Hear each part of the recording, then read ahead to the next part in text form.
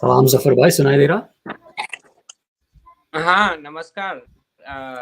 अभी आवाज आ रही? जी अभी आवाज आ रही है। Okay okay. असद भाई भी ज्वाइन हो रहे हैं और मैंने मैसेज किया है तारिक जी को और ताहा को, दे विल बी ज्वाइनिंग। ओ सो तारिक जी भी आ रहे हैं? या बढ़िया। तो आप हम लोग शुरू करेंगे।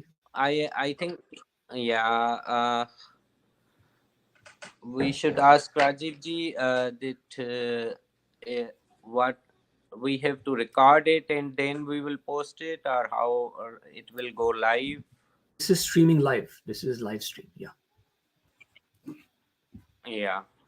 We are already live, please.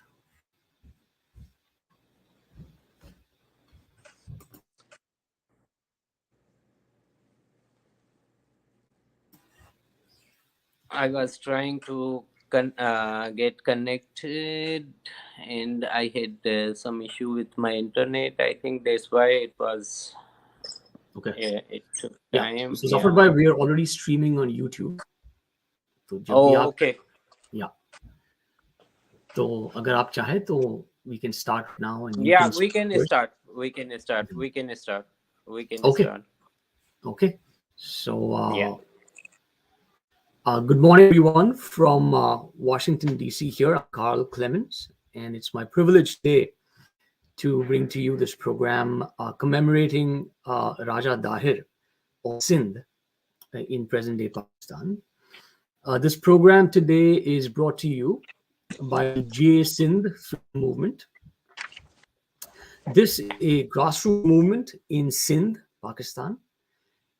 It has volunteers, including many women in, and their main mandate is to advocate and fight rights of the Sindhi people and protect them from economic exploitation, deprivation, and importantly today, from cultural erasure by the Pakistani Punjabi military religious establishment.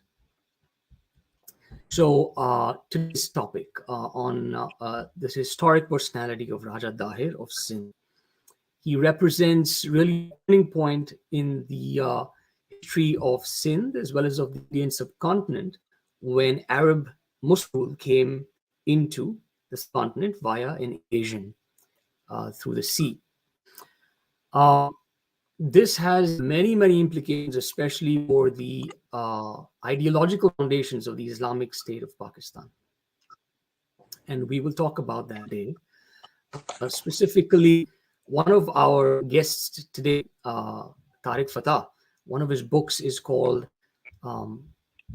Chasing a Mirage, the Tragic Illusion of the Islamic State. And really, the root of the illusion of the Pakistani state is an extremely, I would say, dishonest view of history, attempting to erase large parts of history and attempting to superimpose something new on what has happened. So today's topic is not just a historical documentary, it really goes to the heart matter of what is wrong and what ails Pakistan and the Indian subcontinent as a whole. Before we begin, just a couple of rules. Those who are in chat, you can post your questions to the chat. I will monitor the chat. And at the end, if we have time, I will submit your questions to the panelists. And hopefully we can get some interesting answers. So without further ado, let me begin by inviting Zafito, who is the founder and central chief organizer of the Sindh Freedom Movement. He is currently living in exile in the United States. Zafar Sai. Thank you, Kalbhai. Namaskar, namaskar everyone, and good morning in America, and good evening in Asia. Raja Dahir Day today. We are going to talk about history. facts, roots, our culture, our identity, that how blasphemy attacks forced conversions, which was started in 711 till today, are continued. Sindh was attacked by Arab invaders 13 times. Some books writes it was attacked by Arabs 15 times. The last attack which happened, and when Sindh was conquered, and Raja Dahir, who fought 18 days with Arab invaders, Muhammad bin Qasim, who is glorified by Pakistanis, who is glorified as a hero for Islamist radicals, but as a Sindhi, son of soil, I think our hero, our great leader, Raja Dahir, who was a Hindu king of Sindhu Desh, fought with Arabs and defended the land. Then, after 18 days, he was murdered. So why Arabs attacked Sindh 13 times, 15 times? Always they were trying to invade this prosperous land. When they called that Islam was spread because of its peace and love, no. In our region, South Asia region, Sindh, later they called Sindh as Babul Islam, means the door step of Islam, which was conquered by sword. It was not conquered by peace and love. Sindh, and then rest of our region was conquered because Muhammad bin Qasim attacked Sindh. Muhammad bin Qasim attacked our region and looted, destroyed, vandalized our historical places. Hundreds of people were killed and hundreds of thousand people were, especially the women, were taken to Arab countries as sex trafficking or slavery. So when someone says that Islam was spread in our region as a religion of peace and as a love message, no. These are the facts. Islam was not spread. Islam not came in our region with love and peace, but it was came with killings, mass murdering. And that same thing till today we are facing. We are facing the same murdering. We are facing same blasphemy laws. We are facing same forced conversions, we are facing same abductions, which was started at the time of bin Qasim when he came to Sindh, when he attacked Sindh, when Arab invaders invaded Sindh. Later on, if we see that lot of Muslim rulers, they ruled subcontinent, and none of them, almost all, always tried to convert, to destroy, to change the history, the culture, roots, identity in whole subcontinent.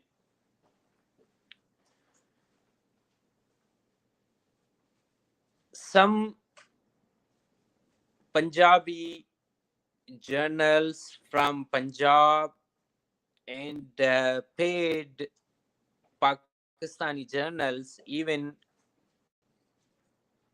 always claim today that Pakistan was created when Bin Qasim entered in Sindh in 711 AD. So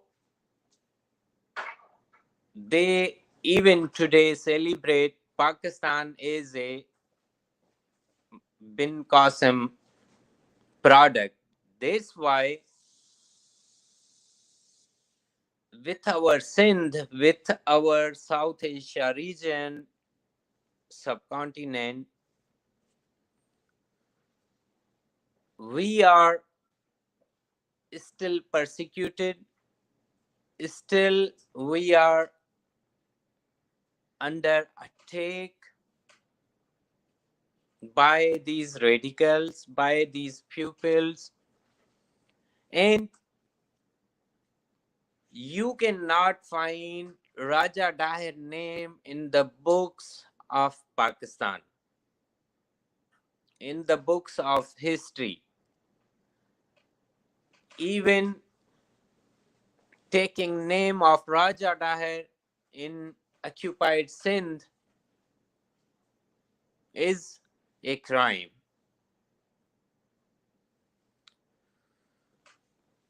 Our king, king of Sindhu Desh, who fought for the land, fought for the country, 18 days he continued war against Bin Qasim, and you cannot find the name of our great hero in the books anywhere. Is this not a Pakistani crime? Yes, of course, it is a crime by Pakistan. They want to change the history, they want to change our identity, they want to change our roots. That's why they don't want to bring out anything which is about Raja Dahir. Sai GM Sayed wrote in his books about Raja Dahir that Raja Dahir is our hero because when he realized that Pakistan is not in the favor of Sindhis, he promoted he gave us ideology, not only the Sindhu Desh, but the ideology of about our heroes, about our culture. So we denounce Pakistani ways, Islamist ways, like for Pakistani or Islamist people, Arabs are their heroes, Turks are their heroes, Khilji, Tatari, different people, they are their heroes. Other identities, other people, they are their heroes. But they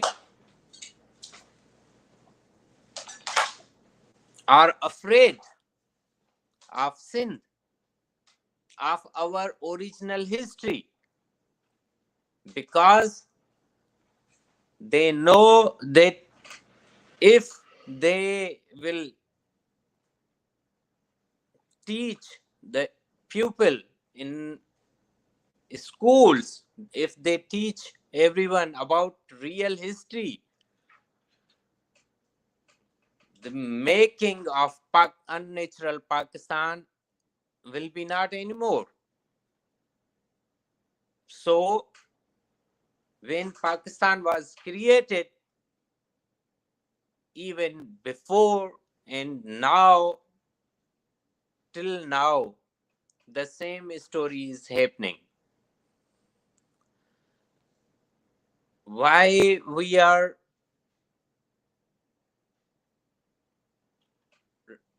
organizing these programs about Raja Dahir, remembering our history, why we are bringing these things out? Because to bring out the world about realities, about our original roots, about our original culture, that who we was, and how Pakistan has distorted our roots and culture and history.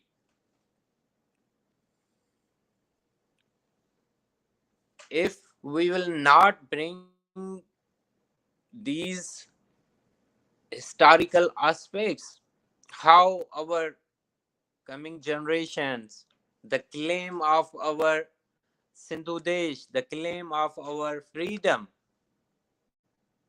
will go through or will pass through to coming generations, because we have to keep alive these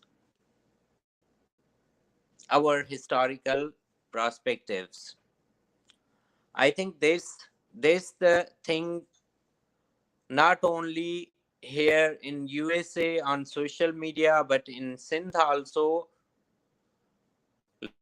Last few years, couple of years, I am trying to organize these small events in Sindh abroad, so we can reach out the people and expose fascism of Pakistan,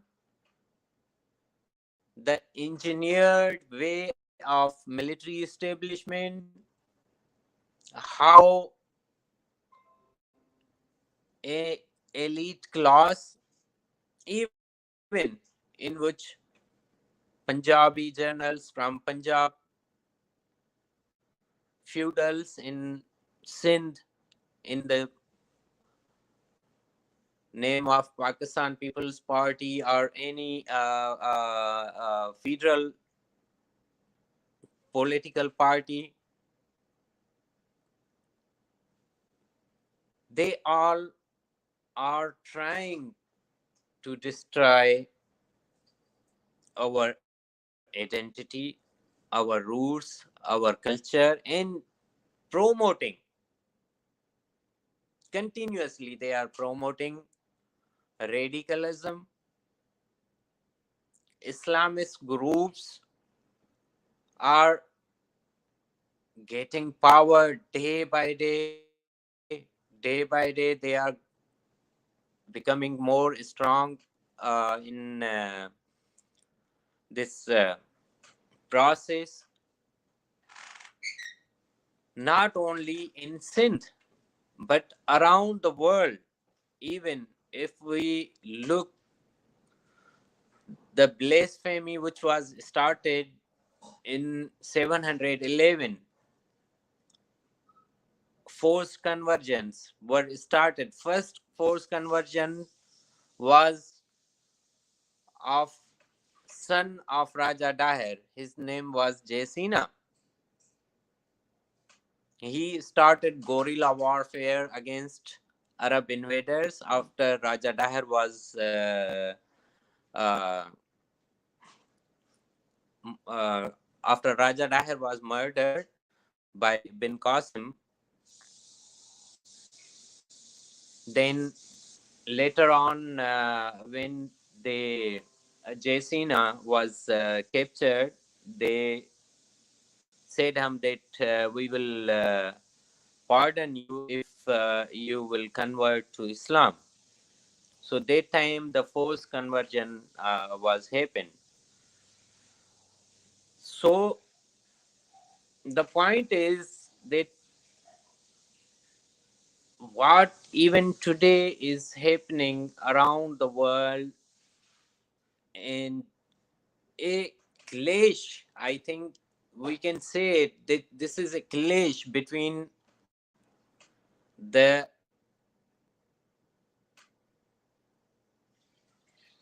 ideologies.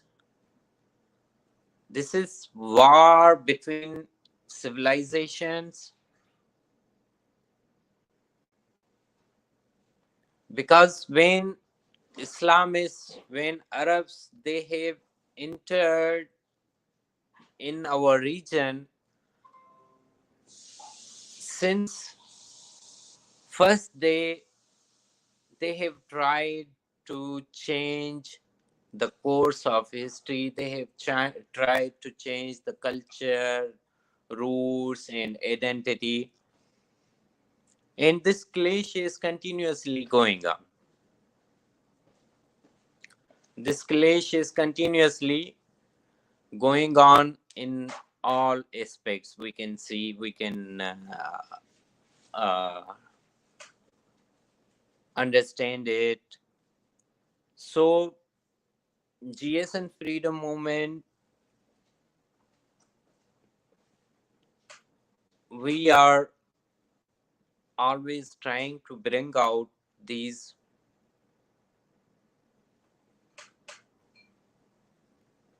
things which connects us to our real identity, which can connect us to the roots, which can connect us to our identity. And that was all about our land, our country, and our motherland, Sindh. That time it was called Sindhu Desh. Now it is occupied Sindh by Pakistan. Thank you, Call by. Thank you.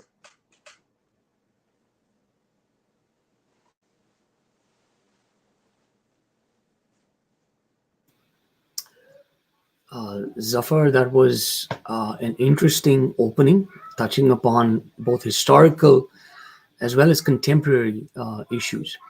I wanted to know, do we have the others joining as yet, Taha and Asad ji and Tariq ji? Yeah. Uh, I don't see them in the studio. yeah, Asad is here. Asad is here? Okay, Asad I don't is see. here. Yeah, I don't see him in the studio. Is he? Asad, are you here? Jason, namaste. Jai Hind. Namaste, Asad ji. Let me just quickly introduce you. Asad Chandio is a journalist from Occupied City. He has spoken and written about the predicament of several groups in Pakistan for a while now. He's currently living in exile in Houston, the United States. Asad bhai, it's a privilege to listen to you again. So I welcome you. Thank you.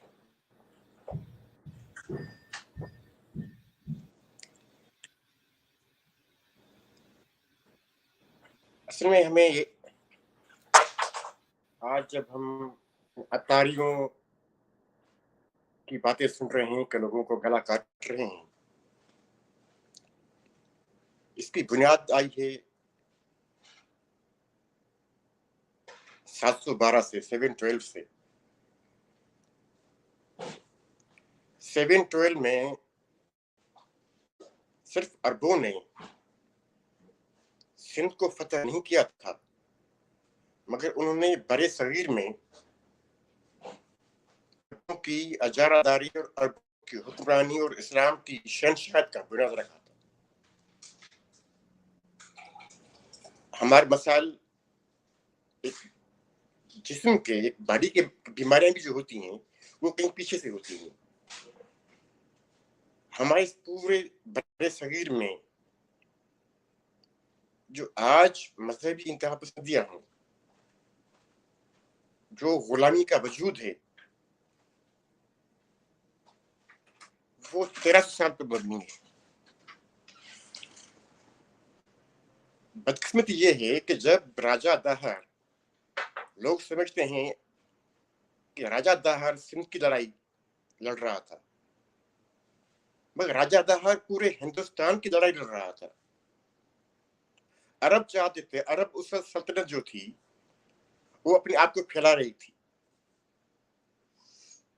एक empire था, सल्तनत थी। वो सिंध पर gateway था, सिंध पूरे हिंदुस्तान का, और एक अमीर और खुशहाल सल्तनत थी। कोई ये भी नहीं है कि एक बहाना बनाया गया कि जी राजा दाहर के दौर में एक श्रीलंका से एक बहरी जहाज आ रहा था और वो गुजर रहा था, फिर सिंध में के हदूद में वो लूटा गया, वहां पर अरब खवातीन थीं, फिर वहां पर आवाज पहुंची कि जी सिंध में एक बहरी जहाज अरबों का लूटा गया है और अब अरब जो हैं वो अपने उन खानदानों को आजाद कराने के लिए सिंध पे अटैक कर रहे हैं। ये नहीं था। उससे पहले 14 बार अरब सिंध पर हमला कर चुके थे और सिंधियों ने उनको शिकस्त दी थी।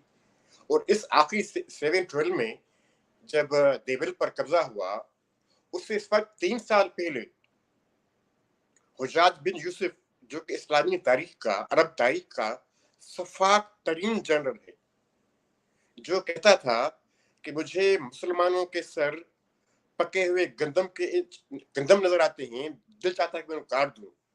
काबतुल्लाह पर पहली बमबारी, पहला अटैक उसने किया, पूरा तबाह।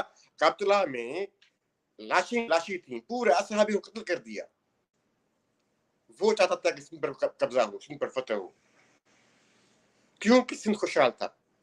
उस वक्त अरब कहते थे कि हमें सिंध से ठंडी हवाएं आती हैं, और उनकी जब मैं तशरीह ये करता हूँ आज के दौर में कि सिंध जो खुशहाल था, उनको वहां पर जो खुशहाली थी उसकी खुशबू आ रही थी कि जाना है, लूटना है सिंध को।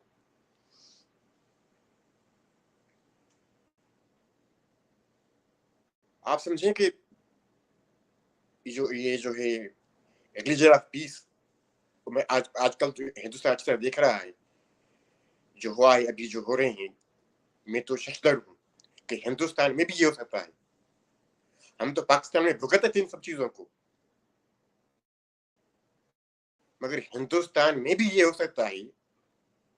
उसका जो था पीस, देबिल पर 6 दिन तक अरबों का कब्जा रहा। कब्जा नहीं, देबिल फतह करने के लिए उन्होंने घेरा कर रखा, और देबिल कराची के करीब ही जो एक साहिल इलाका जहां से में दाखिल जा सकता था। 6 दिन के बाद जब अरबों के पास मेंटेनिक थी, उस टाइम का जदीद एक असलाह था, आज भी जदीद असलाह ही जीता है जहां दुनिया में। उन्हें फसीलें तोड़ दी, और जब दाखिल हुए तो फैसला ये हुआ कि जो भी सिंधी नजर आए कत्ल कर दो। वहां पे एक बहुत बड़ा मंदिर था बेबल पर, लोगों ने जाकर वहां मंदिर में पनाह ली, वो मंदिर में दाखिल हुए, जितनी खवातीन, बच्चे, बुजुर्ग, और फिर तारीख लिखती है कि 3 दिन तक बेबल की ड्रेनेज सिस्टम में सिंधियों का खून बहता। राजा दहर खैर पहुंचे करीब जहां राजा दहर का था, अरोड़, सखर, रोहड़ी। राजा दहर कहा कि जी आपकी तो बहुत दोस्ती है यहाँ पर, इंडियन जो आपके साथ स्टेट्स हैं, राजस्थान है, जैसलमेर है, वहां चले जाएं। उनका नहीं, अगर मैं चला गया तो फिर इनसे लड़ाई कौन करेगा, लड़ेगा कौन, और फिर क्या होगा कि हमारा पर होंगे, हम अपने घर छोड़ के भाग जाएंगे अपनी जिंदगी बचाने के लिए, जबकि हमारे लोग हम यहाँ पर मर रहे हो। और उस वक्त बदकिस्मती की बात यह है कि राजा दहर के बहुत से दोस्त थे जो अड़ोस पड़ोस की स्टेट्स थी, जो कोई गुजरात से लेकर राजस्थान तक, किसी ने उसका साथ नहीं दिया। राजा दहर बहादुरी से लड़ा। राजा दहर इस तरह लड़ा कि अरबों ने खुद जो तारीख लिखी, चचनामा, उसमें राजा दहर की बहादुरी की बातें किए बगैर वो रह सकती। हाँ, क्योंकि हर हमलावर, हर गासिब साबित करता है कि मैंने जिसको मारा है, कत्ल किया था, वो कत्ल की जाने के लायक था, वरना वो अपना जस्टिफिकेशन नहीं मांग सकता, वो हासिल नहीं कर सकता। तो इस वजह से उन्होंने इतने इल्जाम तराशा की, बहुतान लगाए कि उसको किस तरह खराब किया जा सके। उसके बाद क्या हुआ, जिस भी सिंधी घराने ने अरबों से लड़ाई की थी और राजा दहर की फौज में था, उन सब घरानों को कत्ल किया गया। लाशें दरख्तों से टाक दी गई, जिसे हम आज देख रहे हैं वीडियोस, वो कत्ल करते हैं छुरियों से। नतीजा क्या हुआ इसका, सिंध अकेला अरबों से शिकस्त खाई, क्योंकि वो उस वक्त एक उभरती हुई ताकत थी और हम इस तरह बटे हुए थे कि कौन हिंदू है, कौन बुद्ध है। बुद्ध सिंध में उस तरह राजा के साथ नहीं थे, सिंध डिवाइड हो गया और शिकस्त हो गई। उसका नतीजा क्या हुआ, पूरा हिंदुस्तान, पूरा भारत सदियों तक गुलाम रहा, कभी किसी खिलजियों की शक्ल में, अरबों की शक्ल में, मुर्गों की शक्ल में, अरगुनों की शक्ल में, जो आज तक ये कहते हैं वो अपने हकूक मांगते हैं हमसे, जहां कहीं भी हो हम बराबर के शहरी हैं, मगर वो उस धरती से, उन लोगों से, उस कल्चर से नफरत करते हैं, उसको कमतर समझते हैं, क्योंकि वो वहां पर आए हैं, वो समझते हैं कि हम सिर्फ यहाँ पर हुक्मरान बनने के लिए आए थे। वो किसी न किसी तरह हुक्मरानों के साथ थे, कोई अरबों के साथ आया था, कोई अरबों के साथ आया था, कोई खिलजियों के साथ आया था। वो समझते हम यहाँ पर आए हैं तो हम हुक्मरान क्यों नहीं है, अगर हम हुक्मरान नहीं है हमसे नाइंसाफी है, हम तो जुल्म है। नतीजा, जब उनको यकीन हो गया कि हम अब कभी भी हिंदुस्तान के अक्सरती आबादी में हुक्मरान नहीं बन सके, तो पासना बना दिया जहां पर हम हुक्मरानी कर सकें। जो अरगुनों के दरबारी थे वो आज पाकिस्तान के हुक्मरान है। और नतीजा ये है कि राजा दहर की शिकस्त ने पूरे बड़े सगीर को चेंज कर दिया। पूरे बड़े सगीर में जो अपने कौमें, नस्ल, कल्चर, वो उन्होंने सर कबूल नहीं किया और वो मुस्तकिल तौर पर आज भी मज़ाहमत कर रहे हैं उनकी उस नफ्सियात से। हिंदुत्व, सारे मुसलमान हिंदुत्व के खिलाफ है। हिंदुत्व क्या है, हिंदुत्व तो मेरा कल्चर है, मेरी जमीन की बात है। वो मुझे ये कहते हैं कि तुम अपने कल्चर से मत जुड़ो, अपनी तहजीब से मत जुड़ो, और खुद कहते हैं कि हम तो उस मुस्लिम उम्मा हैं, अरब हैं। وہ صحیح ہیں. ان کے خلاف کوئی بات بھی کرے تو وہ مجرم بنا دیا جاتا ہے, اپنے گھر میں گلا کاڑی قتل کیا جاتا ہے. کیوں؟ ہم آج بھی, مجھے افسوس سے کہنا پڑ رہا ہے, ہم آج بھی ان کے جیتر پر اس طرح غلام ہیں کہ ہم اپنی بات کہہ بھی نہیں سکتے. راجہ دار سے لے کر آج تک ہم اپنے ہیروز کو ہیرو نہیں کہہ سکتے, ہم اپنی زبان کو زبان نہیں کہہ سکتے, ہم اپنے کلچر کو کلچر نہیں کہہ سکتے, ان پر فخر نہیں کر سکتے. اگر کرتے ہیں تو وہ ناراض ہو جاتے ہیں کہ تم تو تعصب کر رہے ہو, ہم مسلمان ہیں, ہم اقلیت ہیں. کس کی اقلیت ہو تم؟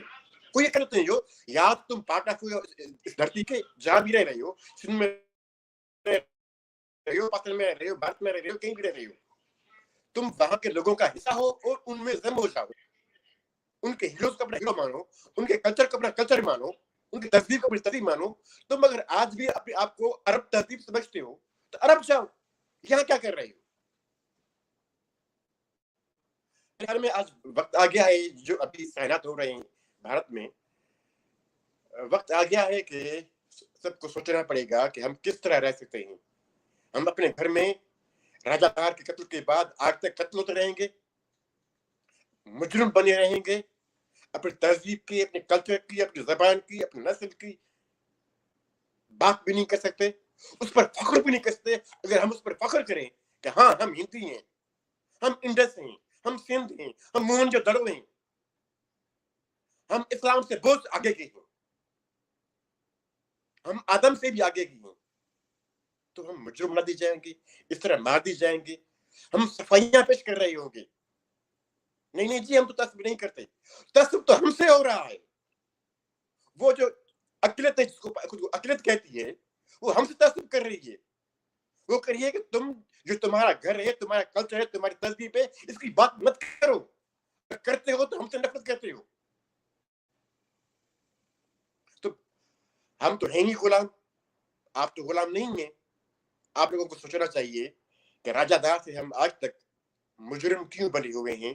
ہم اپنے حقوق کا, اپنی سوچوں کا, اپنے سوالوں کا, اپنے سوال پوچھنے کا حق کا بھی دفاع نہیں کر سکتے. تو ہم کس چیز کی آزاد ہیں, چاہے بھارت میں ہو, چاہے امریکہ میں ہو, یا کہیں بھی ہو. بہت سنجیدہ سوالات ہیں جن پر جو بھی سوچنے والے ہیں, سمجھنے والے ہیں اور فیصلہ کرنے والے ہیں, ان کو سوچنا ہوگا. نہیں تو ہمارے لیے حالات دن بدن بدتری ہوتے جا رہے ہیں. یہاں پر ہیوسٹن میں ایک مسلمان سیٹ جو ہے, وہ $10 ملین جو ہے دیتا ہے مسلمان لڑکوں کو, جا کر ہندو بچیوں کو مسلمان کرو. ہر جگہ یہی کام کر رہے ہیں. یہ ہندو نام سے نفرت کرتے ہیں کیونکہ یہ ہندو کے نام پر انہوں نے حکمرانی کی ہے. ہندو کے رائے آ رہے ہیں. ان کی ہندو کو ترقی نہیں چاہیے. ان کی ہندو کے نام پر کوئی بھی تہذیبی برتری قبول کر ہی نہیں سکتے. یا تو ان کو سمجھانا ہوگا کہ معافی مانگو ہم سے. جب تک تم نے ایک رولنگ کی ہے, یہاں کے کروڑوں لوگوں پر ظلم کیا ہے, اس کی معافی مانگو بجائے اس کے فخر کرنے کی. جو بھی فخر کرتا ہے اپنے ارگون, ترکھان, عرب ہونے پر یا ان کے حکمرانی کے دوروں پر ان کو جوڑتا ہے مغلوں سے, اس کا پھر یہاں کیا کام؟ مغل جہاں سے آئے تھے وہ وہاں جائے, ارگون جہاں سے آئے تھے وہ وہاں جائے. یہ تو ہندوستان کا ملک ہے, یہ ہندوستان کا خطہ ہے.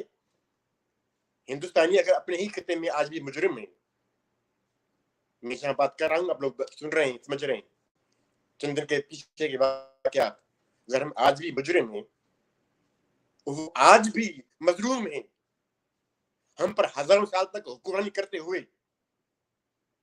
ہماری تاریخ تہذیب کو برباد کرتے ہوئے, ہمیں غلام بناتے ہوئے, وہ مظلوم ہیں اور ہم ظالم ہیں جو اپنے کہتے ہیں کہ نہیں اب تو ہم ہندی ہیں, ہندی ہیں, وطن ہے ہندوستان ہمارا, ہم عرب تو نہیں ہیں. میرا ہندوستان کے, میں چاہے میرے پاکستان کا پارٹ ہوں, میرا ہندوستان کے کسی بھی اسٹیٹ سے, کسی زبان سے میرا تو پیار ہے, محبت ہے. میرا اسی کا جھگڑا ہے. جھگڑا تمہارا تو تم باہر سے آئے تھے ہم پر حکمرانی کرنے کے لیے, غلام بنانے کے لیے.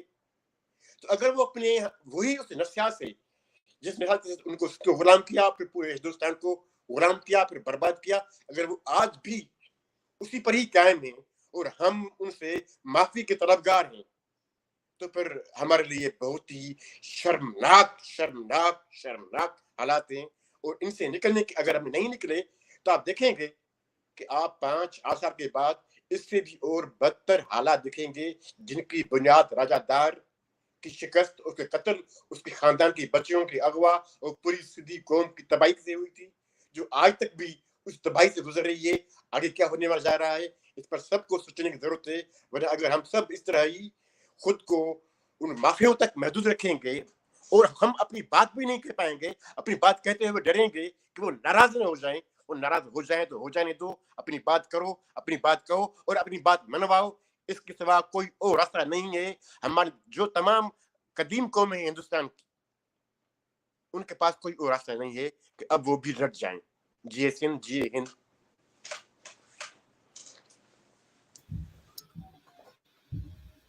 असद भाई बहुत बहुत शुक्रिया। इस समय हमारे साथ ताहा जी या तारिक जी जुड़े हैं या अभी उनका इंतजार है?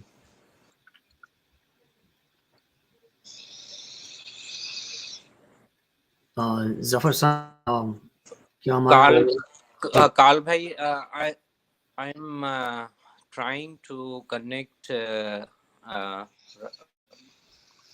Taha bhai and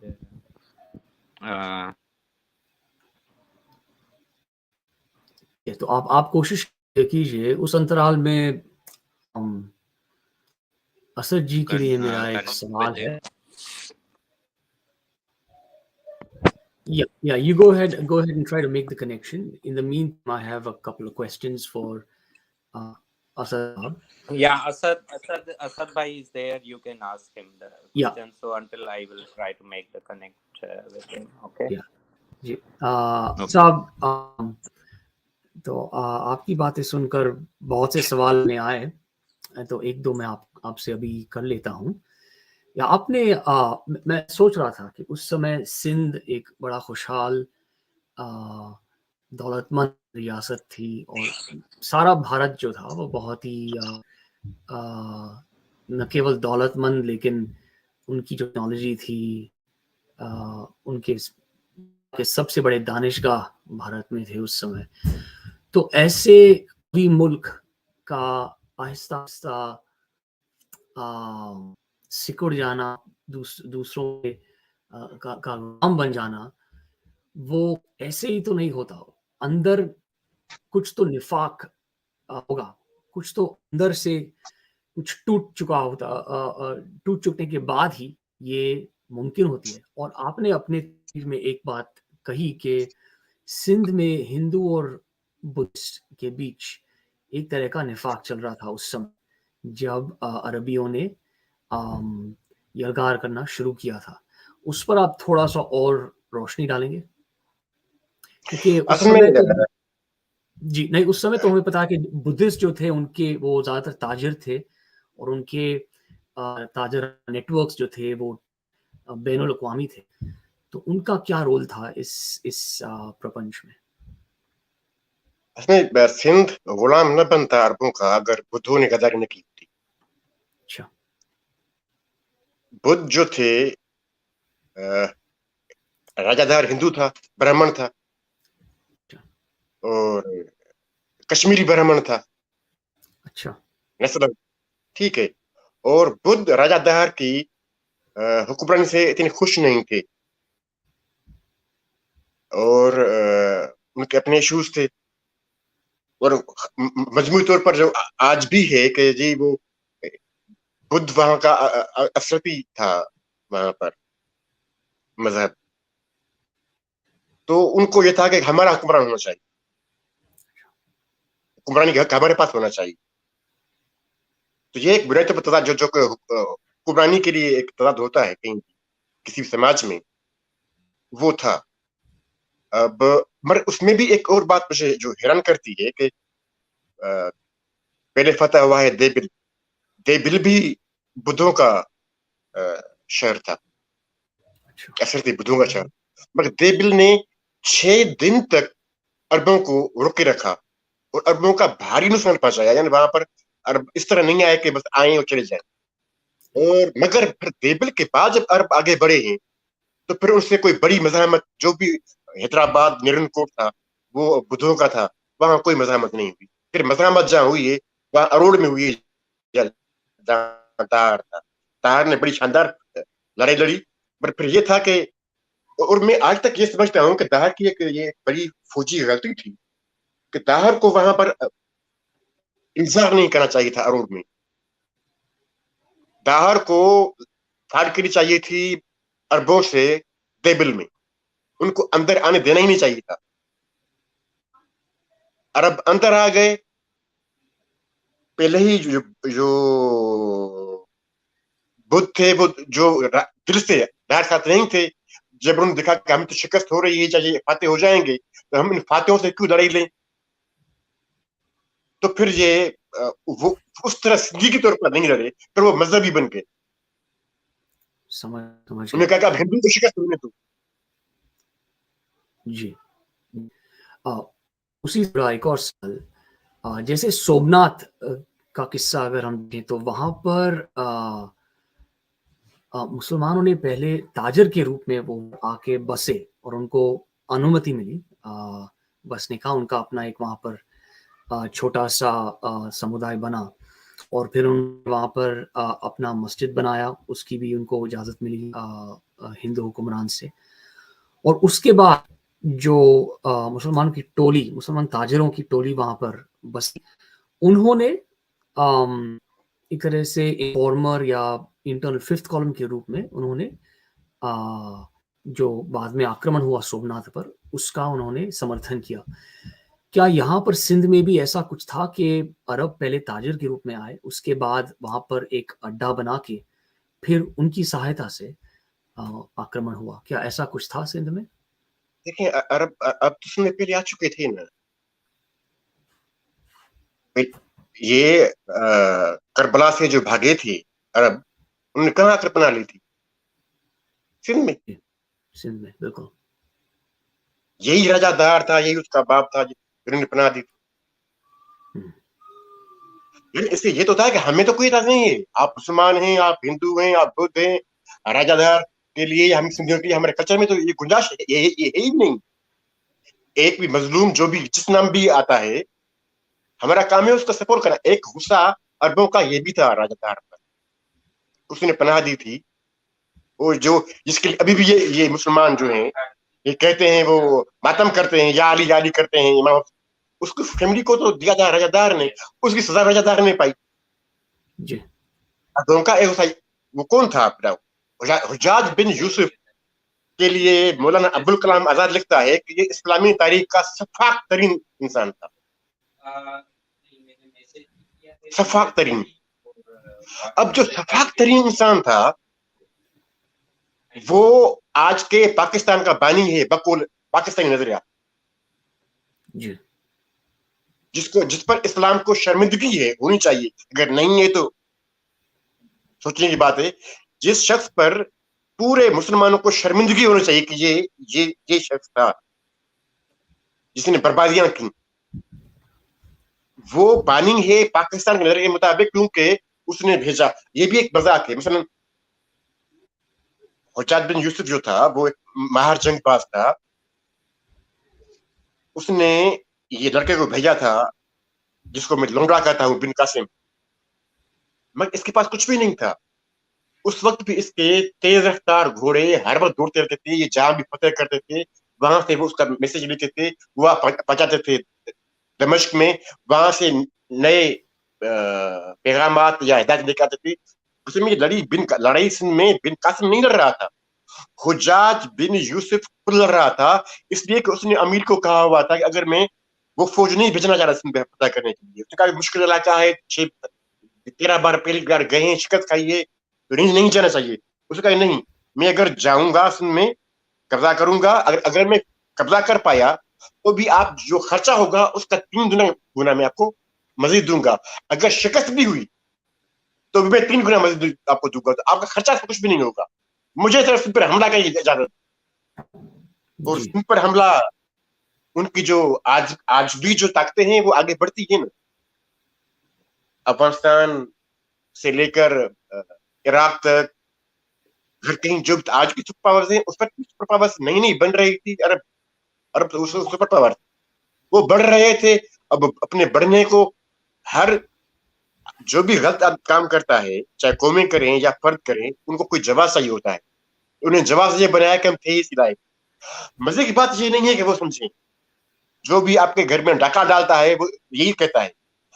जिनके घर में डाका पड़ा है, हम जो घर के मालिक हैं, हमारी नस्लें खत्म की गई, हमारी तहजीब खत्म की गई, हमारी तारीख खत्म की गई, हम मुस्तकिल गुलाम बनाए गए, हमारा कल्चर खत्म किया गया। उसके बावजूद हम खुद उस पर खुश हैं, कोई सवाल नहीं करते। अगर गलती से कोई हमें से कोई सवाल करे तो उसको कहे चुप चुप चुप चुप चुप, ये भाई नाराज न हो जाए, ये मुसलमान भाई नाराज न हो जाए, इन्होंने हमें बर्बाद किया सदियों तक, हमने उनसे आज तक एक सवाल नहीं पूछा। अगर आज भी तुम उनसे खुद को जोड़ते हो जिन्होंने पूरी हिंदुस्तान को बर्बाद किया, तो फिर तुम यहां पर क्यों हो भाई? कोई मुल्क इजाजत नहीं देता, या तुम हम में से हो या उनमें से हो ना, रास्ते दो होते हैं ना, ये हम में से हो या उनमें से हो। हमें यहाँ के कदीम तहजीबें, कदीम कौमें, किसी भी कहीं पर किस नाम में, किसी कहीं पर किस नाम में, अगर तुम सबसे नफरत करते हो, इनके कल्चर से नफरत करते हो, इनकी तहजीब से नफरत करते हो, इनकी जबान से नफरत करते हो, इनके अकायद से नफरत करते हो, पर यहाँ क्यों? जिससे मोहब्बत करते हो वहीं जाओ, सऊदिया जाओ, यूएई जाओ, कुवैत जाओ, इराक जाओ, जहां जाना जाओ। मुझसे नफरत करके कोई मेरे घर में कैसे रह सकता है? और फिर मुजरिम भी नहीं हूं मैं, अगर उस नफरत पर एतराज करता हूं तो मुजरिम भी नहीं हूं। हम सदियों से सिर्फ गुलाम ही रहेंगे बस, इस्लामी गुलाम, इस्लामी कल्चर के गुलाम, इस्लामी जबान के गुलाम, उनके उनके उनके मिजाज के गुलाम। वो मुसलमान साहब क्या समझते हैं, उनको उनकी तरह ही होना चाहिए। क्यों भाई? उनको मेरी परवाह नहीं है। मेरे पूरे इस हजारों साल की तारीख और तहजीब और कौमों की, अवाम की, करोड़ों लोगों की परवाह नहीं है। जी। वो तो निकलती हैं सरतन से जुदा खुलेआम नारे लगाती हैं मेरे घर में, मुझे डराती हैं, धमकाती हैं। मेरे इंसानी हकूक नहीं है, मेरे लोगों के इंसानी हकूक नहीं है, वो इंसान नहीं है। जब चाहे उनका कोई गला काट दे, कोई सवाल पूछने पर, कोई बात करने पर। कि हम आज भी कोई डाजी दौर में रहते हैं? हम हिटलर के अवाम हैं हम। बहुत ये हम सबको सोचना होगा, सब सोचने वालों को सोचना होगा कि बहुत हो गया। हम तो ये भुगत चुके हैं सिंध में, वहां पर ना रोजाना भुगता है हमने।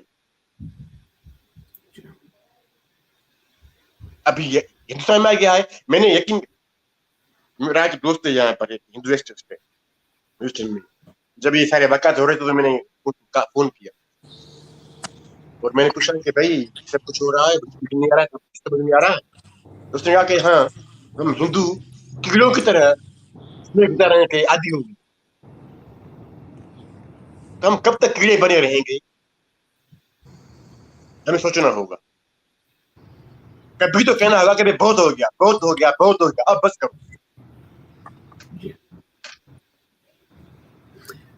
धन्यवाद असर जी। मैं देख रहा हूँ कि तारिक फतह जी जुड़ गए हैं।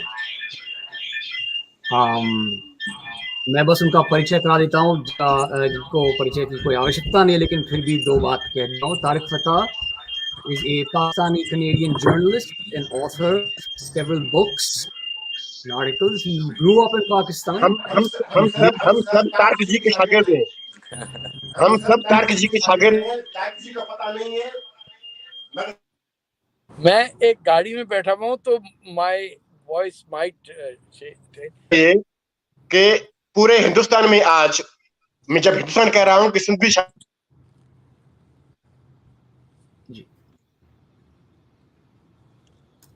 असद जी हम फिर से आ जाते हैं आपके पास। आप रहा है म्यूट पे हैं, जिसका नाम फिर से है, और हम सब उसे खोते रहते हैं। हम सब उनकी बातों से अपने अंदर एक नई तमन्ना पैदा करते हैं। जी, we will be back with more questions. Just to complete the introduction, so Tariq grew up in Pakistan. He has lived in the heart of Islam in Saudi Arabia before immigrating to Canada. He is a secular, liberal, intellectual, and he has made many forceful arguments against Sharia law and political Islam in general. He's the author of several books, one of which may be very relevant to today's is Chasing a Mirage, the tragic illusion of the Islamic State. And I think the story of Sindh and of Raja Dahir and the ideology of Pakistan is kind of very germane to that issue. Tariq ji, it's an absolute privilege to have you. Please say a few words. Thank you so much for inviting me. My voice might break up because I'm in a car right now driving somewhere. So please pardon me for that. But this is an interesting debate. And the fact that anyone is celebrating Raja Dair is a source of tremendous contentment for me, because to this date, it's a forgotten hero. I mean, the first person who stood up to the invasions of India is not even recognized by the Indian state or by the Indian population. And as far as Pakistanis are concerned, he's considered the enemy. So the invader is celebrated in Pakistan, who's Muhammad bin Qasim, and even in your old Delhi, there are books published on the greatness of Muhammad bin Qasim in Urdu, which obviously caters to the Indian Muslim population. And it tells you a lot about our state of mind, the Muslim state of mind, that we usually celebrate those who invade us, even if they plundered us. So whether it is Raja Dahir's daughters being taken away to Damascus to be sold off to, the governor or the Khalifa, or it is Raja or Temur or anyone else, or Mahmud Ghaznavi, who came and destroyed Somnath. Our whole perspective from the Indian Muslim side is that we've chosen the enemies of India as our heroes. That is a fundamental basis of why Pakistan was created, because the argument was that we are two different people and our heroes are your enemies, and your enemies are our heroes. So today we still have Ahmedabad and Aurangabad in India.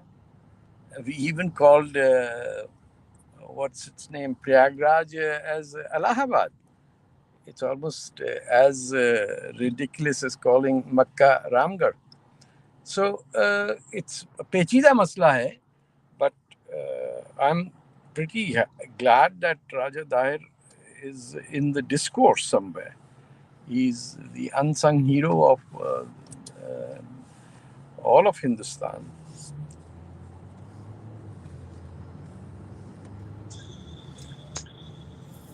Thank you, Tahirji, for your comments. One question that does come to my mind is it possible that the history of Islam in the subcontinent and in Pakistan especially is being written by a thin upper crust, so-called Ashraf, who...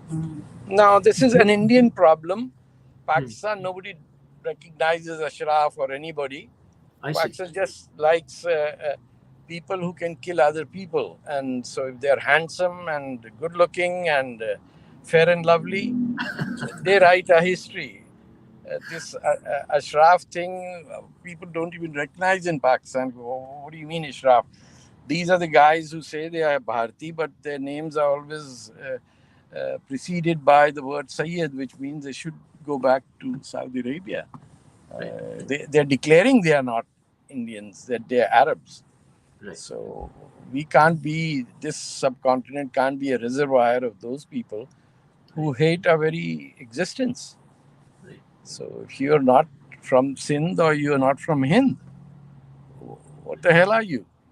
You're basically Abdali's ill-born children, right? Right. But we are very proud to be that. We celebrate Abdali. We celebrate anyone who came and raped our mothers. So it's a bizarre form of existence, and to be proud of that, it's no one's fault today, but to be proud and celebrate people who are mass murderers or plunderers is pathetic. We have learned nothing from white minority rule in South Africa, where Truth and Reconciliation Commission couldn't have started without the white minority recognizing its past ills. Right. So today you don't have anyone recognizing that in India. Pakistan को तो भूल जाएं, तो we have eliminated every Hindu possible. In fact, जो एक बुद्धा का fasting Buddha का statue था लाहौर में, वो भी जापान को बेच दिया हमने. ये क्या कर रहा है लाहौर में? It's remarkable. One of the most treasured exhibits in the Lahore Museum was the bronze fasting Buddha. Right. Another kind of related question is that, is there a way that we can, separate this political Islam from the spiritual aspect of it? For instance, Asadji, he mentioned that, Raja Dahir's kingdom, they gave shelter to Muhammad Sahib's family. Yeah, after Karbala, Muhammad Sahib's family fled, and they were given shelter in Sindh. And then we also have a similar story in Punjab, where the Mohyal Brahmins, they apparently they went to Karbala and helped. Yeah, they call Hussaini Brahmins. Yeah, the Hussaini Brahmins. They helped Hussein. So, so there you have Hindus who were helping Muslims. You see, there were two. The wife of Hussein, the sister of Hussein's wife, was married to. She was a Persian, and she was married to one of the ruling families in southern Punjab. And it was through her that the call to help came via Iran to send help to on behalf of Hussein. And so, but they arrived there after the slaughter had taken place. And but still, a lot of people from the Alafis or from Makkah, they took refuge in Sindh, and that was the natural escape route for them. And that is why Muhammad bin Qasim came to slaughter them. Right. I see. One narrative that we often hear from both Pakistanis as well as Bangladeshis is that they were converted not by invaders, they were not converted by the sword, but by Sufis. To what extent is that true, really? Nobody converts anybody. When you're very hungry and nobody is around, you convert to the religion that gives you food. इसमें technique इतना spiritual होने की क्या जरूरत है? We've seen how many working class Sikhs are converting to Christianity, Punjab में. Don't you see that? We've seen the underclass of Punjab, the scheduled caste converting to Anglican Christianity. The large Anglican Christian population of Punjab is primarily those who are in the Achut of and the Bhangi class of Punjab. And so the Anglican Church came to give them some sense of dignity, though we have made sure that as Punjabi Muslims, we will never give them that. We still call them Bhangi and Karanta and so many other. There are 10,000 Punjabi Muslims who are living as refugees in Bangkok today. They're all Anglicans, all originally ethnic Punjabis who converted to Christianity, I think, in the 1800s. I see. So nobody converts anyone by some spirit. I mean, you don't come to India and teach people spirituality. Indians are by their very nature sunk already deep into it, and this is one of the defects. that they have an escape route into spirituality. So that's an excuse for not standing up to invaders. Ranjit Singh had no spirituality. He kicked their ass out, went to Kabul and sat down over there. Right. No, I mean you're right. I mean, in fact, on my father's side, 3 generations ago, they converted to Christianity, and it's a similar story. There was a great deal of deprivation. Yes, of course it is. That was involved in that. I know Punjabi Christian families with that background, so I'm quite aware of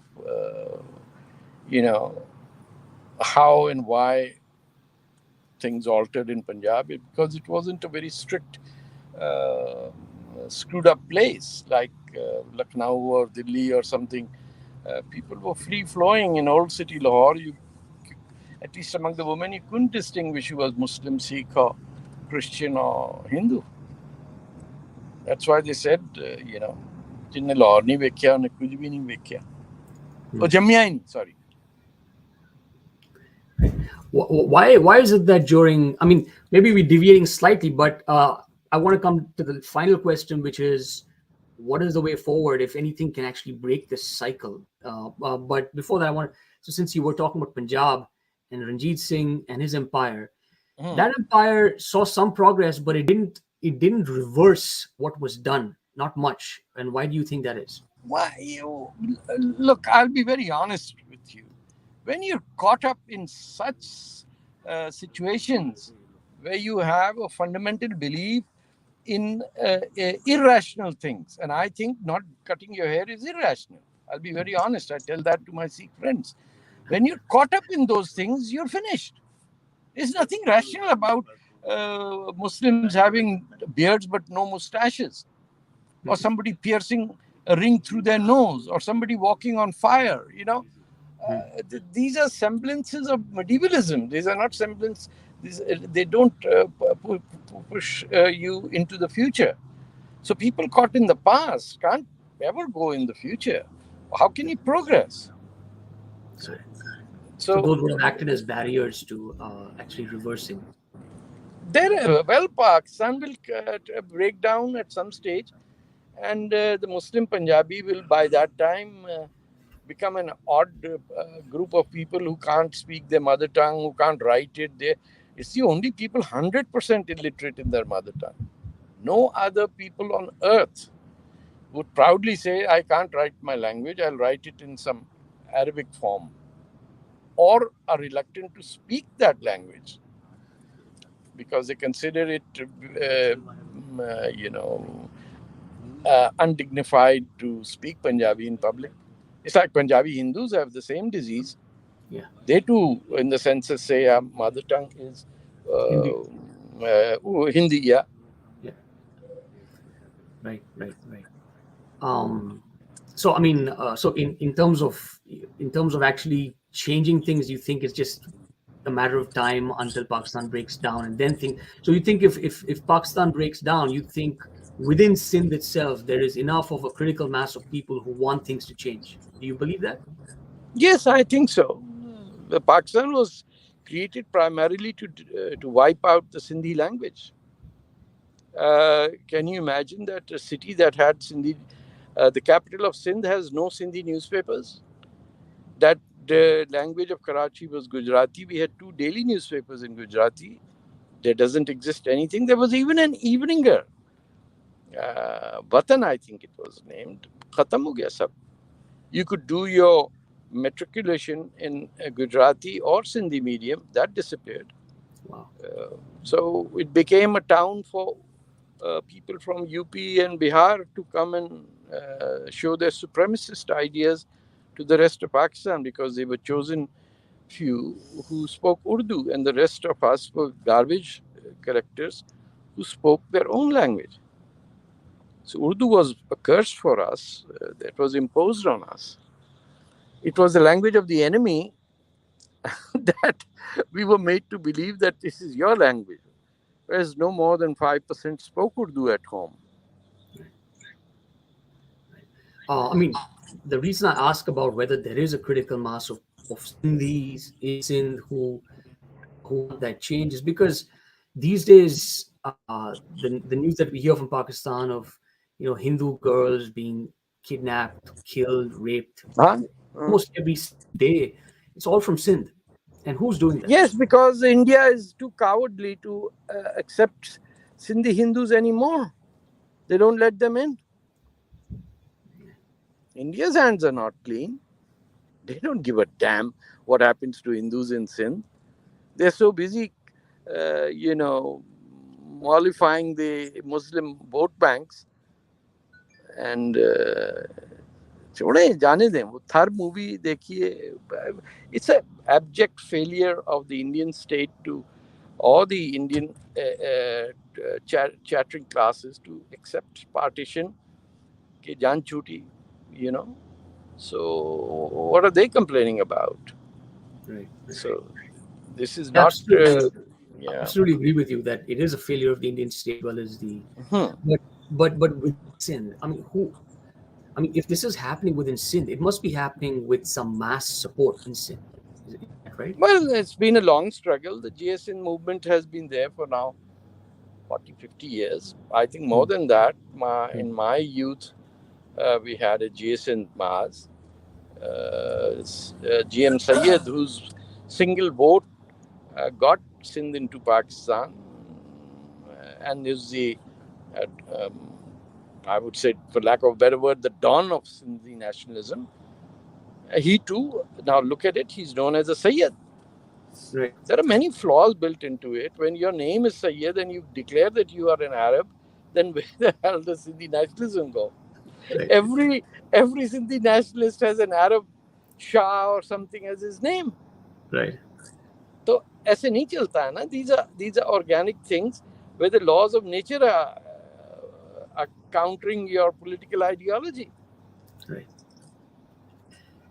That is true. It's true. I wanted to put the same question to Zafar Sai as well as Asad. آپ کیا دیکھتے ہیں کہ آگے پریورتن کے تبدیلی کے لیے کیا ہونا پڑے گا؟ پاکستان کو ٹوٹنا پڑے گا یا کہ پہلے کچھ ہو سکے گا؟ اور اگر پاکستان ٹوٹا بھی اس کے بعد کیا سندھ کے اندر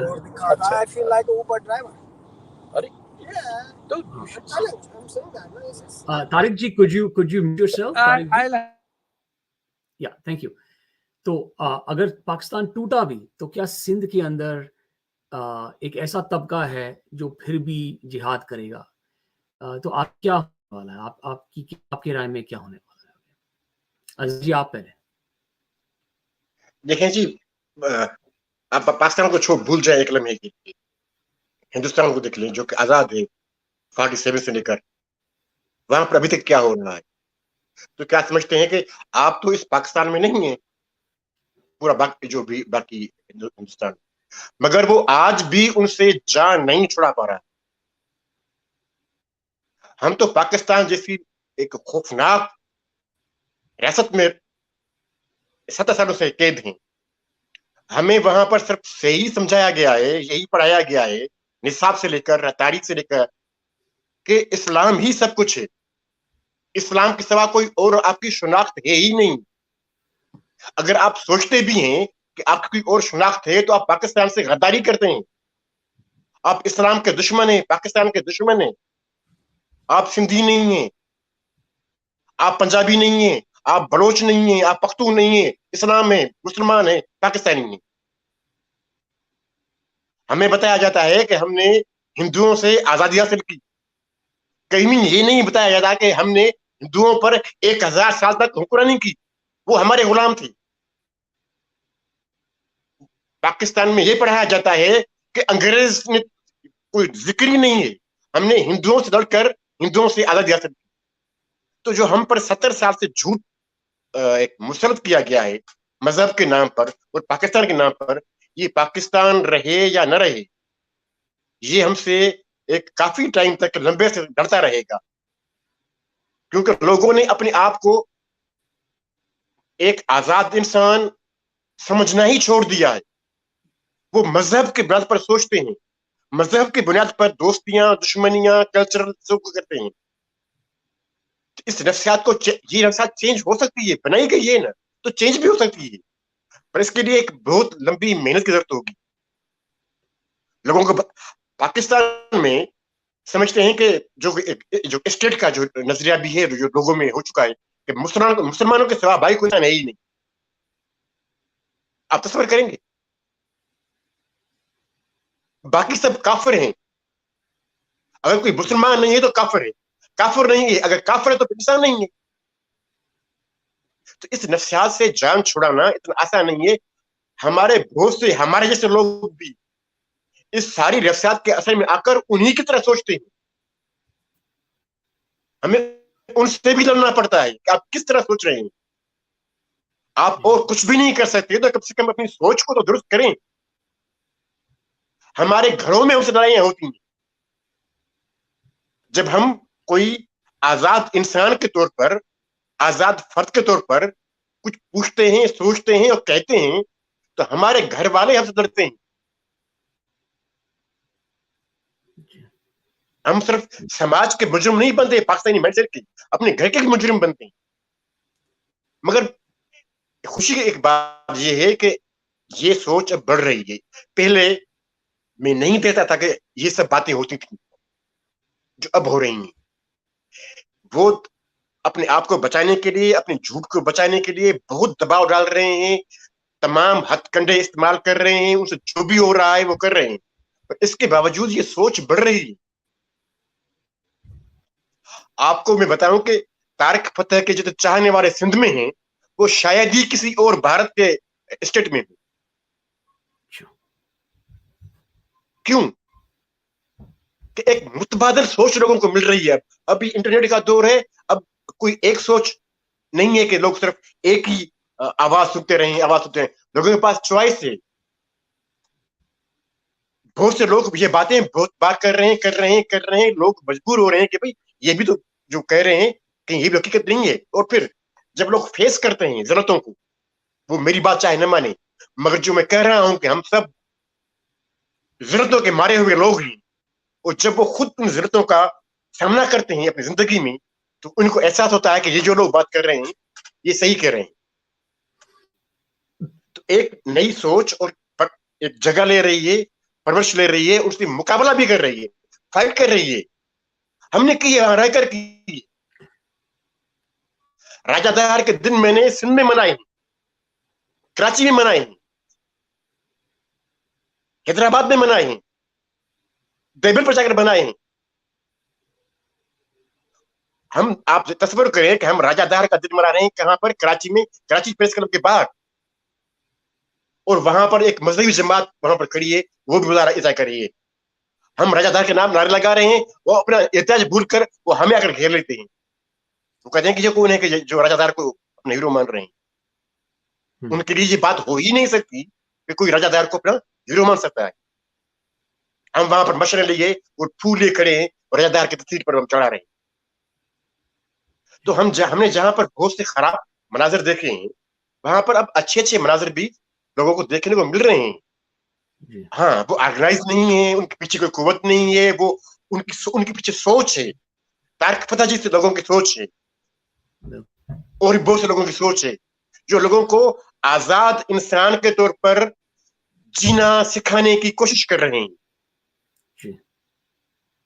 तो ये सोच बढ़ेगी. मगर अगर ये एक तो हम दरख्त लगाते हैं वो खुद ही बढ़ता है, आगे एक तनावा दरख्त बन जाता है, और अगर कोई उसके संभालने वाला हो, पानी देने वाला हो, तो जल्दी में वो मरहला तय कर लेता है और घना दरख्त बन जाता है.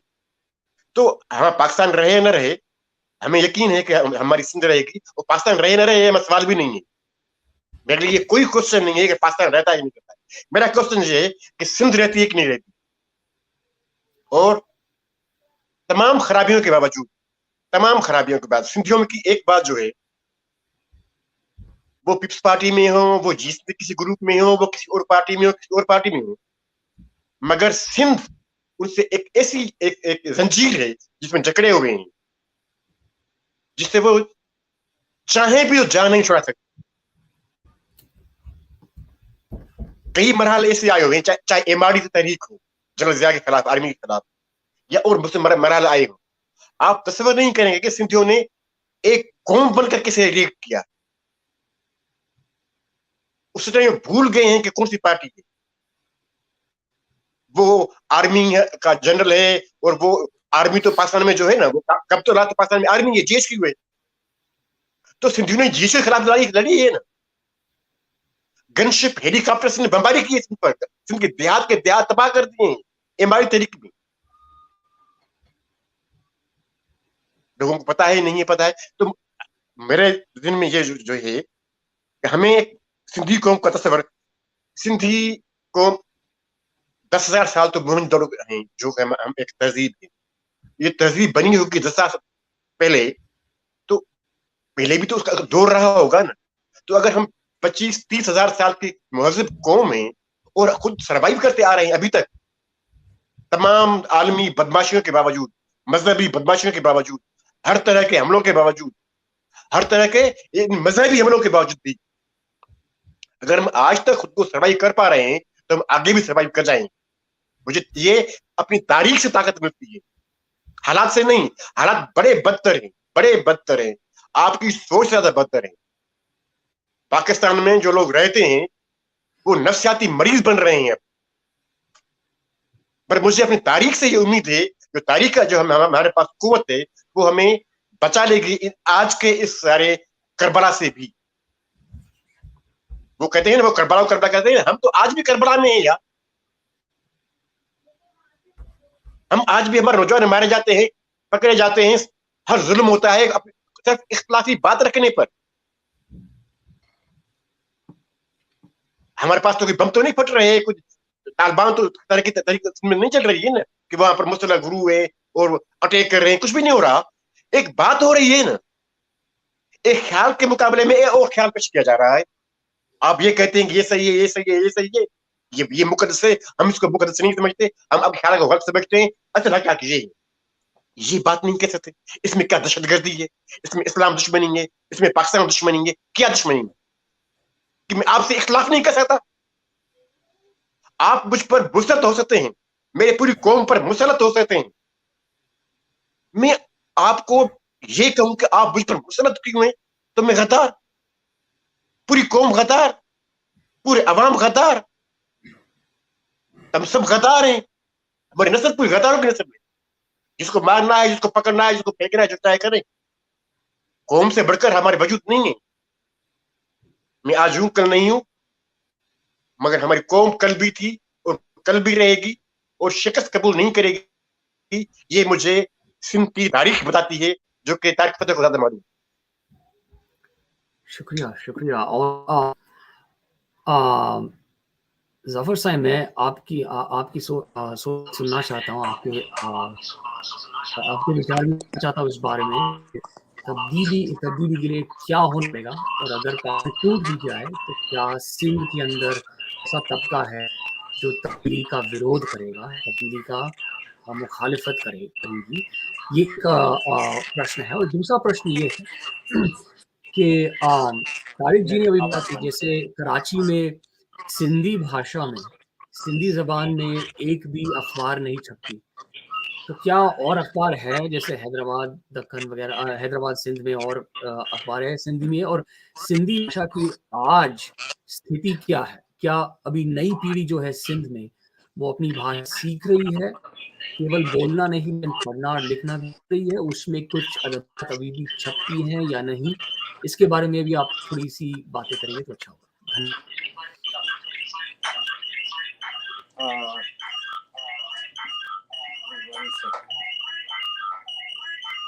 अपना जरा फोन को जी हाँ, आई एम जस्ट उसको बंद कर दीजिए उसको।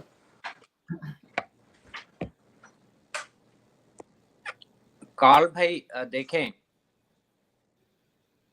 तारिक जी ने, असद भाई ने जो बातें कही, history, realities, contradiction, clash of civilisation,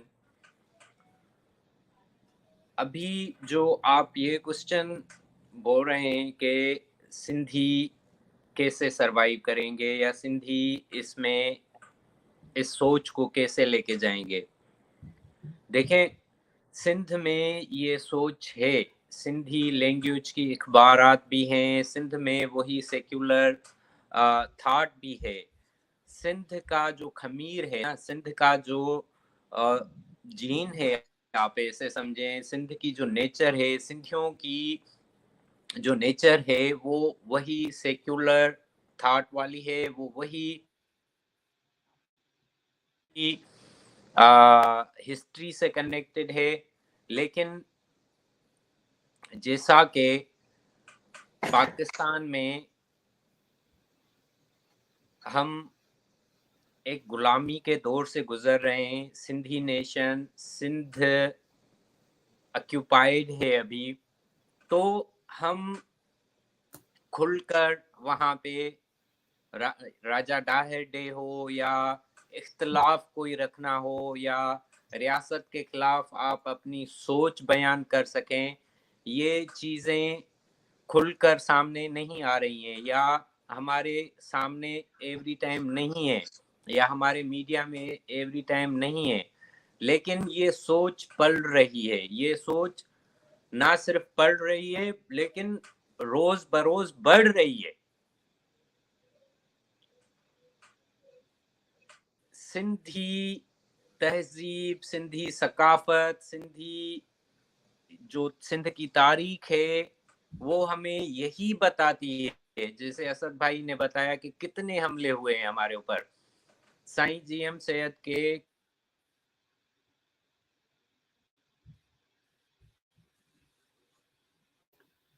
1100 हमले हुए, सिंध पे 1100 हमले हुए, 945 हमले सिंध ने डिफेंड किए, सिंध ने अपने आप को डिफेंड किया, सिंध ने अपने आप को बचाया। तो आज भी हमारे ऊपर जो जंग मसलत है, हमारे ऊपर ये जो मजहबी फाशिज्म है, रेडिकलिज्म है, जो हमारे ऊपर अभी भी अत्याचार चल रहा है, मुझे उम्मीद है कि हम इससे निकलेंगे, क्योंकि यही लॉ ऑफ नेचर है। मैं सनातना धर्मा को फॉलो करता हूँ, मुझे विश्वास है कि मदर नेचर हमारी रक्षा करेगी, हमें अपने धरती और अपने रूट्स और अपने कल्चर पे जितना फख्र है ये आगे भी बढ़ेगा। 2 साल से मैंने ये जीएस एंड फ्रीडम मूवमेंट के प्लेटफॉर्म से कोशिशें की हैं कि राजा डाहिर डे को हम मनाएं, छोटी लेवल पे, बड़ी लेवल पे, लेकिन इस उम्मीद को हमें जिंदा रखना चाहिए। हमें लोगों तक जितना ये मैसेज हम पहुंचा सकते हैं हमें पहुंचाना चाहिए कि who we are, who we were। Pakistan देखें, पाकिस्तान को यही तकलीफ है, पाकिस्तान को पहले दिन से यही तकलीफ है। इसी वजह से इन्होंने बांग्लादेश को, बंगालियों को बोला कि आपकी ज़बान नहीं है, अगर आप पाकिस्तानी हैं तो आप रह सकते हैं हमारे साथ। सिंधियों को यही बोला गया कि आपकी कोई ज़बान नहीं है, आपका कोई कल्चर नहीं है, आपकी कोई आइडेंटिटी नहीं है, अगर आप पाकिस्तानी हो तो आप रह सकते हो। बलोचों को यही बोला गया, पश्तूनों को यही बोला गया। देखें, बात घूम फिर के वही आ जाती है कि इट इज ए कंट्राडिक्शन। जो इख्तलाफ है ना कौमियत का, पाकिस्तान का यही सबसे बड़ा मसला है। कौमों को, तारीख को, कल्चर, हिस्ट्री, सकाफत को, तहजीब को, कस्टम्स को, सब चीज को खत्म करो और अच्छे रेडिकल इस्लामिस्ट बन जाओ, तभी आप पाकिस्तानी हो। काल भाई, मैंने यहाँ इवन अमेरिका में देखा है कि पाकिस्तान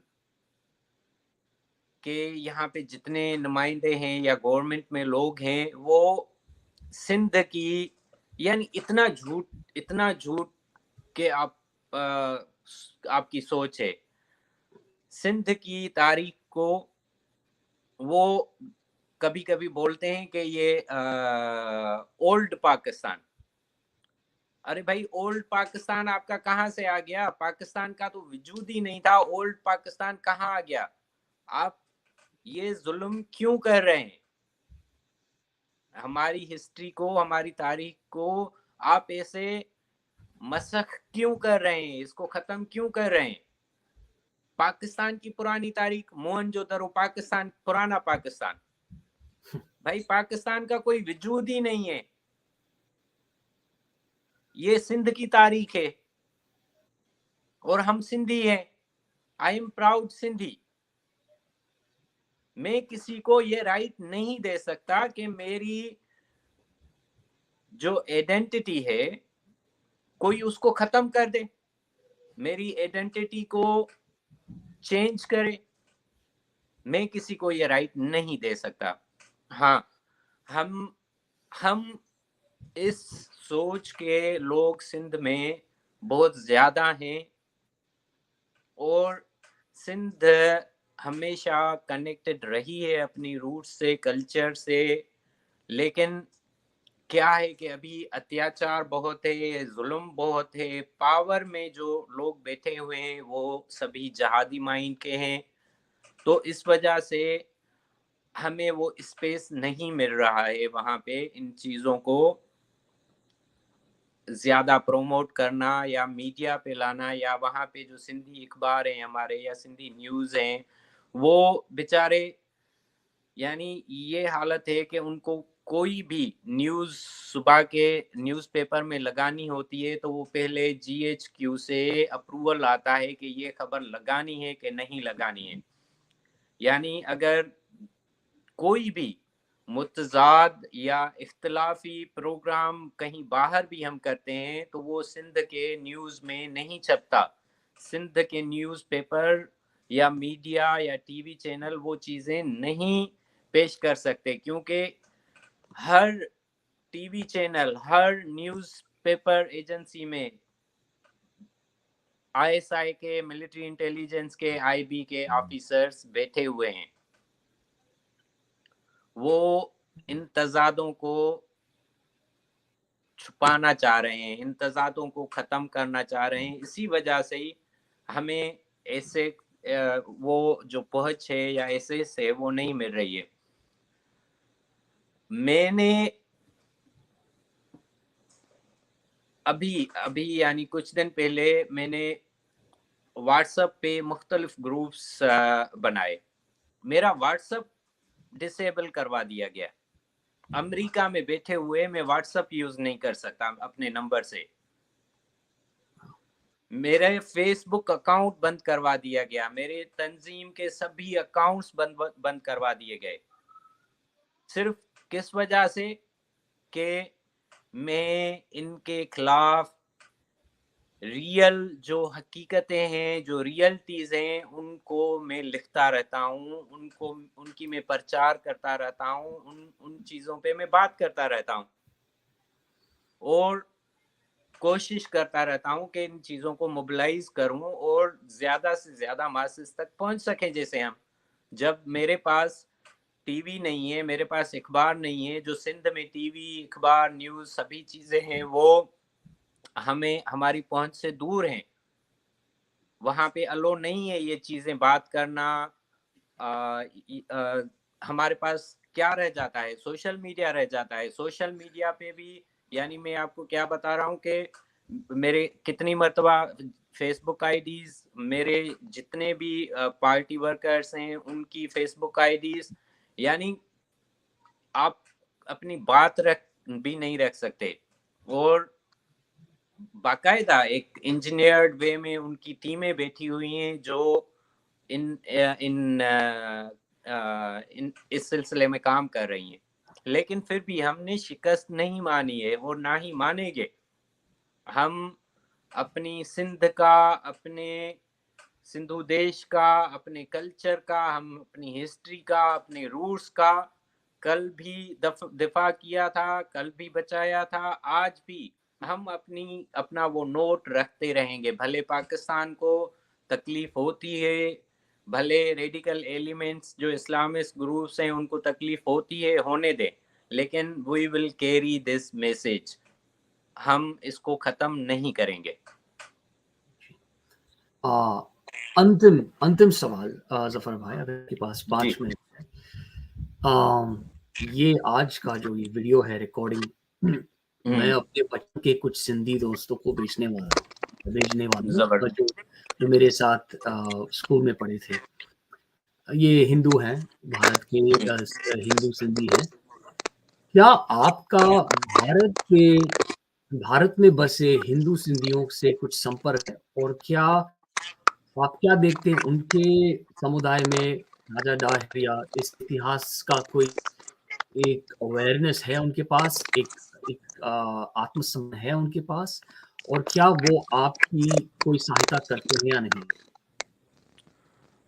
کال بھائی دیکھیں، جو فورسڈ کنورجن ہوئی تھی، اور جب پاکستان بنایا گیا برٹش کے تھرو، تو اس ٹائم جتنے سندھی جو کریم تھی سندھ کی، اس کو مائیگریٹ کرنا پڑا. 26% پاپولیشن تھی سندھ کی، سندھی ہندوز کی، ان کو فورسڈ مائیگریٹ کروایا گیا انڈیا اور پورے دنیا میں مختلف دیشوں میں. ابھی سندھ میں جو سندھی ہندوؤں کی جو پاپولیشن ہے وہ 1.3 ہے، 26 سے یعنی 1.3 پہ آ گئی ہے.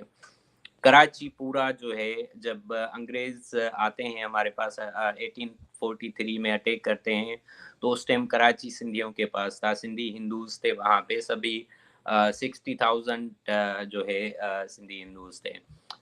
تو جو بھی سندھی ابراڈ رہ رہے ہیں، انڈیا میں رہ رہے ہیں یا دوسرے دیشوں میں رہ رہے ہیں، وہ بالکل کنیکٹڈ ہیں، اینڈ وہ جانتے ہیں، وہ ان کو یہ ریئلائزیشن ہے کہ ہمارا دیش، ہمارا وطن، ہماری زمین ہے، اور ہمیں وہ زمین ایک دن ملے گی. راجہ ڈاہر کے بارے میں بہت سارے پروگرامز ہوتے رہتے ہیں، ایون انڈیا میں بھی ہوتے رہتے ہیں. میرے خیال میں سندھ اور آکیوپائڈ سندھ میں، پاکستان میں راجہ ڈاہر کی بات نہیں ہو سکتی زیادہ وہاں پہ، کیونکہ وہ بلیس فیمی میں آ جاتا ہے. جیسے نیپور شرما نے بات کی تو وہ بلیس فیمی میں آ گئی، تو ہم راجہ ڈاہر کا نام لینا سندھ میں بلیس فیمی ہے، لیکن انڈیا میں یہ قانوناً بلاسفیمی ہے سندھ میں. ہاں بالکل. کیا بات ہے. آپ راجہ ڈاہر کے بارے میں وہاں پروگرام نہیں کر سکتے. آپ کو بتایا اسد بھائی نے کہ انہوں نے پریس کلب پہ پروگرام کیا تھا، جماعتی آ گئے اور ان کو وہاں سے جانا پڑا. تو دیکھیں، کچھ قانون ہوتے ہیں جو کانسٹیٹیوشن میں ہوتے ہیں، کچھ قانون ایسے ہوتے ہیں جو ریاست اپنے خفیہ اداروں، اپنے ٹیررزم، اپنے جہادی ٹولوں سے لاگو کرواتی ہے.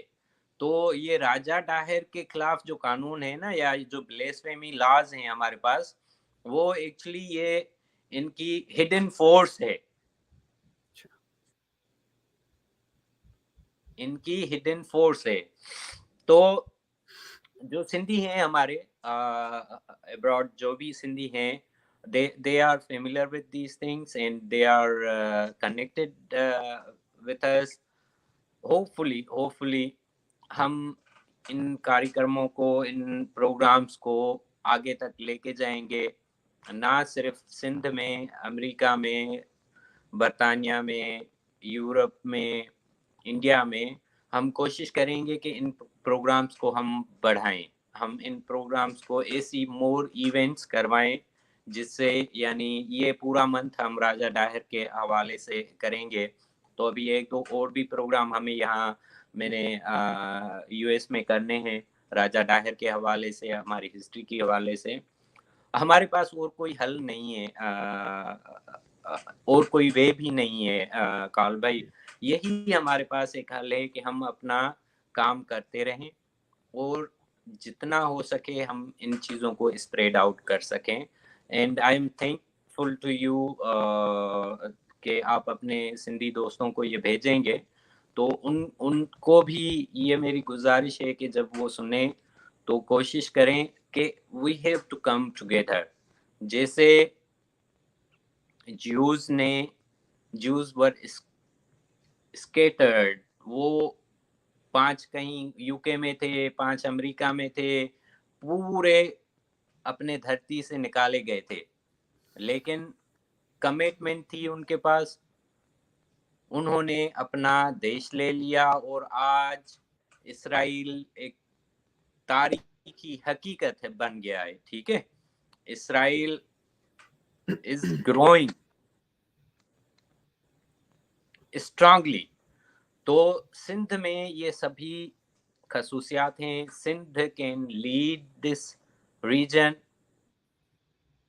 آف کورس ہمارا جو بارڈر ہے وہ انڈیا کے ساتھ ہے, اور میں یہ سمجھتا ہوں کہ مورلی انڈیا کی جو ہسٹری ہے, روٹس ہے, جو کلچر ہے, وہ کنیکٹڈ ہے ہمارا. تو انڈیا کو مورلی ہمیں سپورٹ کرنا چاہیے اس مدعے پہ.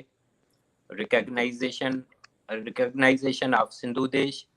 میں نے کچھ ٹائم پہلے پی ایم مودی صاحب کو لیٹر بھی بھیجا تھا اس بارے میں کہ ہمارا جو کلچر ہے, ہماری ہسٹری ہے, شیئرڈ ویلیوز ہیں, تو India has to come because India is super power of this region.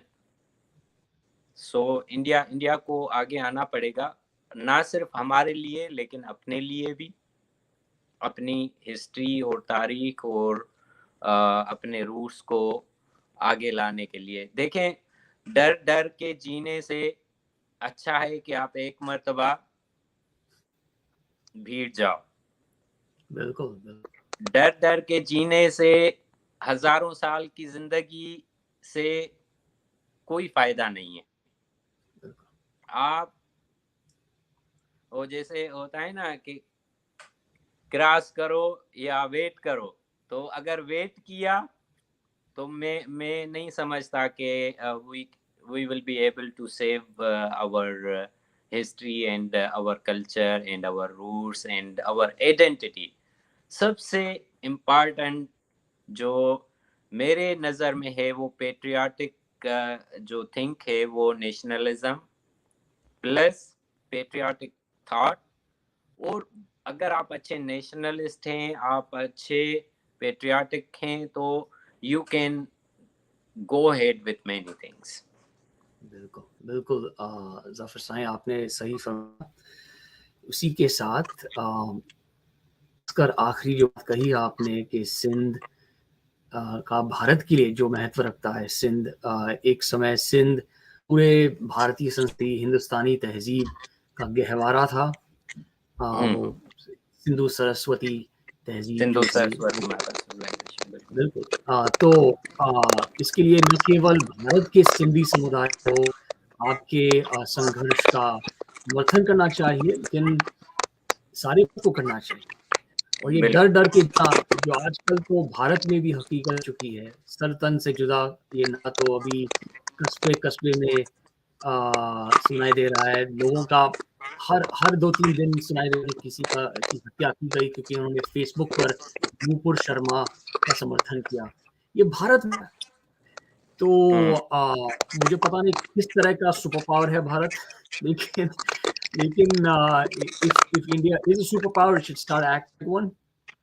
Or at least a regional call power. بھائی دیکھیں جو ہاتھی ہوتا ہے نا, جو ایلیفینٹ, وہ کتنا وشال, بڑا اور طاقتور ہوتا ہے, لیکن اس کو اپنے پاور کا معلوم نہیں ہوتا ہے. تو جب اس کے پاؤں میں زنجیر باندھ دی جاتی ہے تو وہ خاموش ہو کے کھڑا ہو جاتا ہے. کبھی کبھی کیا ہوتا ہے کہ آپ سپر پاور ہوتے ہیں لیکن آپ کو معلوم نہیں ہوتا ہے, آپ کو ریلائز نہیں ہوتا ہے کہ واٹ یو آر. انسان کو, یعنی مجھے معلوم ہے کہ میں کیا ہوں, یہ بہت امپارٹنٹ پوائنٹ ہوتی ہے. आपको अपनी गट्स, अपनी पावर का मालूम होना बहुत इम्पॉर्टेंट पॉइंट होती है.